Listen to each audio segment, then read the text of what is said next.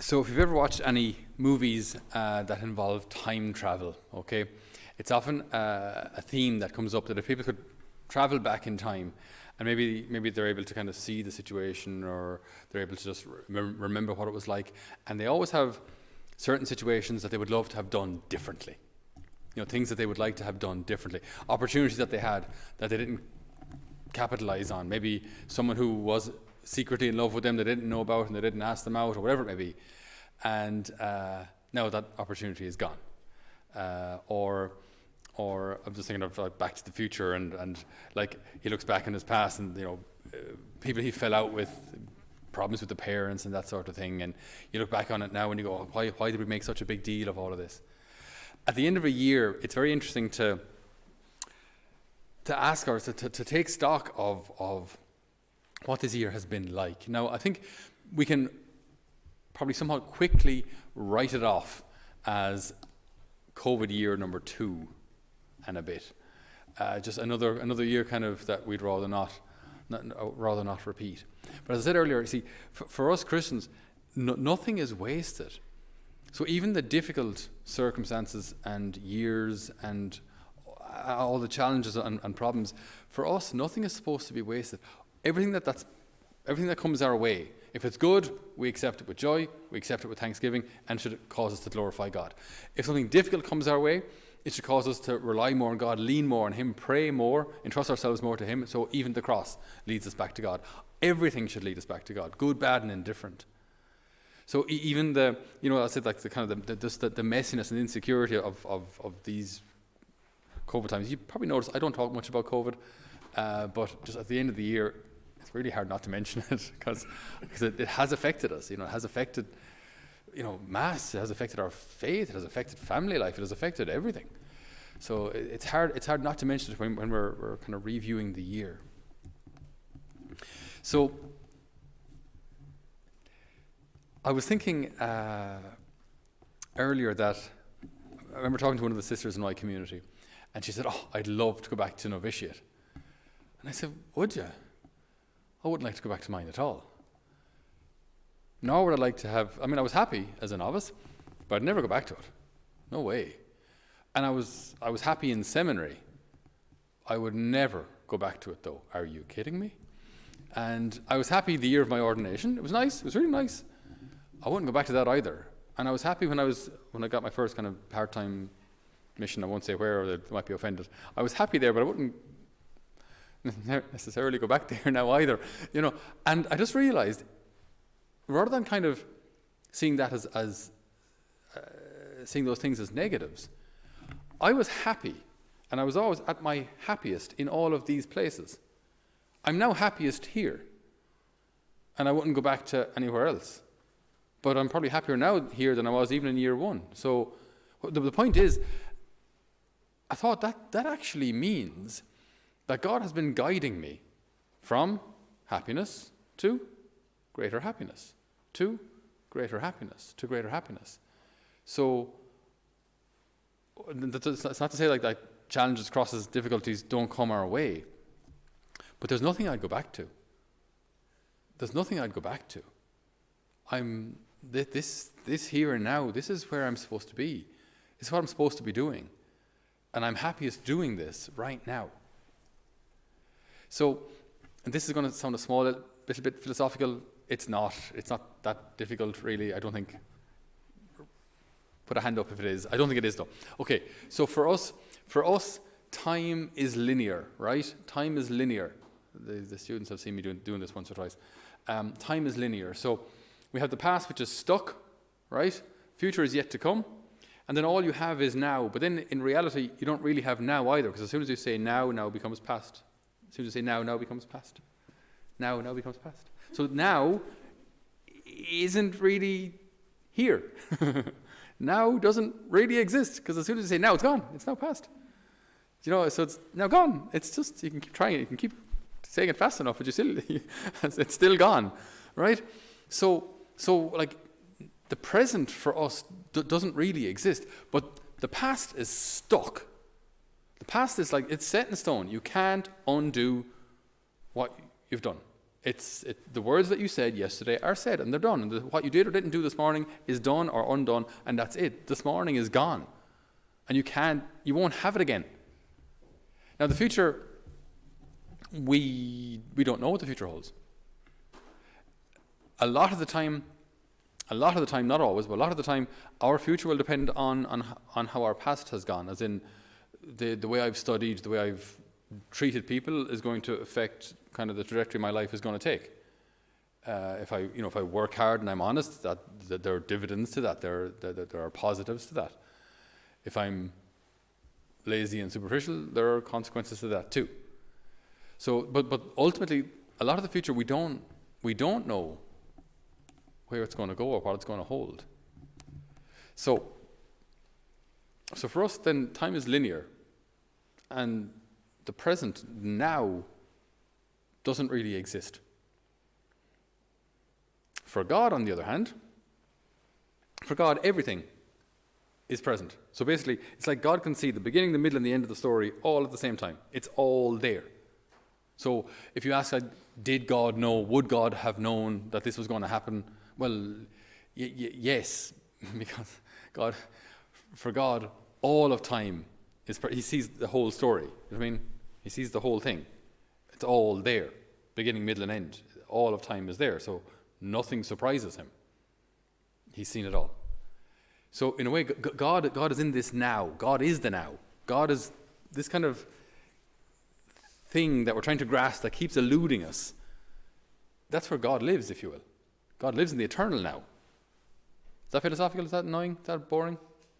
Just kind of help us understand, like how when we're reviewing a year, we're looking at things that are stuck and can't be undone, and then we're kind of looking forward to a time that hasn't come yet, and might fill us with a lot of uncertainty. Okay, so this is where we have to insert the now. This is where we have to start inserting God. We need God for our pasts. We need God in this kind of present now, which isn't really here, and we definitely need God for the future. We need the Lord's graces and mercy and compassion and understanding for our pasts in any way that they were sinful or incomplete or selfish. We need His forgiveness. And that is, this is real. You see, the forgiveness of God is real. It's so real, and the forgiveness is so intense that as such, God doesn't remember what you've confessed. It's gone. It's buried. It no longer exists. So that's how we fix the past. There is no such thing as time travel, not for us anyway. We can't go back, but we can get like the forgiveness of God for what was incomplete. And then as regards the future, we as Christians, we must look towards the future with hope. We must. We should never look towards the future with fear or I don't know, with anxiety. That should not be our way. You know, we look towards the future with hope. Why? Because if God is for us, who can be against us? If God is for us, who can be against us? You know, if God is on our side, this is Israel's song, if God was on our side when nations rose against us, you know, if God is at our side, we have nothing to worry about. I want to read you a meditation which I came across today, which I found very, very helpful. It's a bit scary, so hold on tight. But it's just a meditation for the last day of the year. And it talks about time. Time passes and does not return. God has assigned to each of us a definite time in which to fulfill His divine plan for our soul. We have only this time and shall have no more. Time ill spent is lost forever. That one hit me. I don't know about you, but time ill spent is lost forever.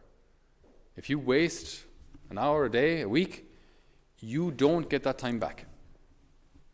Now, that's not to say we should all be workaholics and that sleep is evil. I mean, like, well-earned leisure is a good thing. It's a necessary thing for mental and physical health. There isn't a problem. But so leisure can be time well spent. Going for a walk with someone who's lonely, or with a family member, and having a good chat with someone you care about, or even with an enemy, probably even better. This is all time well spent. There's no problem there. But time... I was talking to someone recently who looked at their screen time on their phone. They said, yesterday, 6 hours. The day before, 7 hours. Christmas Day, it was at 7.5 hours. The day before that, 8 hours on their phone. Right? So you'd wonder, obviously, like they're obviously learning Duolingo and learning, reading Wikipedia cover to cover, and learning lots of useful things. That's what they're doing for 8 hours a day, isn't it? Yes, it is. Okay. So time ill spent is lost forever. Now, our life is made up of this uninterrupted, continual flow of time which never returns. In eternity, on the contrary, time will be no more. We shall be established forever in the degree of love which we have reached now in time. Okay, I'll say that again. In eternity, on the contrary, time will be no more. So it seems from what Father Gabriel is saying here, that when we're taken up into God, we're taken up into the eternal now. So the level of love that we die at is the level of love that we stay at. Now, I might beg to differ, but he sounds smarter than me. So, but I just I found this quite surprising. If we have attained a high degree of love, we shall be fixed forever in that degree of love and glory. If we possess only a slight degree, this is all we shall have throughout eternity. No further progress will be possible when time has ended. That kind of struck, I was maybe, I don't know where I heard it, and I don't know where he heard it, but I was kind of hopefully under the impression that in heaven, that we, since we're finite and God is infinite, that we can continue to grow in love of God for all eternity. Maybe I'm wrong. Maybe he's right. But it does cause me as a priest anyway to feel a bit more motivated to use my time well. Because I have a limited number of years, and when they're gone, and that's it. So all we have is the now, even though we don't have now. All I have is today. All I have is today. And the purpose of today, my goal for today, shouldn't just be to accomplish my tasks and get the jobs done. The purpose of today should be to fill it with as much love as I can. So even if my job is footing turf, right, peeling onions, mucking out stables, typewriting, whatever it may be, whatever my job is, my goal, that the higher purpose of all that I do is to do it with love, and as much love as I can muster, to do everything out of love for God. And then it doesn't really matter what we do, as long as it's not sinful. It doesn't matter what our job is, as long as we do it out of love. And the love then, the degree of love that we have attained when we die is the degree of love that we stay at before God for all eternity. So there's no going back. If we've made mistakes in the past, there's confession. Towards the future, we never look at the future with fear. We are people of hope. We are people who know that the Lord is within us, that he guides us, that he has a plan for us. So we look towards the future with hope. And in all of this, we want to be taken into God, who is in this eternal now. And that's where he resides. There are no surprises to him. And that's the gift of today. And tomorrow we'll have another gift known as today, with We're calling it tomorrow now, but tomorrow it'll be today. Is that clear? Everyone's still awake? It's 11:30. All right. So I have the gift of today. And every day I will have this gift of today until there won't be another today. There'll just be the eternal now. So our goal is to fill today with as much love as we can. And from eternity, we will never regret a single thing we have done out of love for God. Even if it wasn't entirely necessary, we will never regret a single thing we have done out of love for God. And so we ask the Lord today, at the end of this year, to fill us with peace. That our past, if it was imperfect, we entrust it to the mercy of God. That our future, though it be uncertain, we entrust it to our Heavenly Father. And so then we can be at peace today and fill each and every day with love. Amen.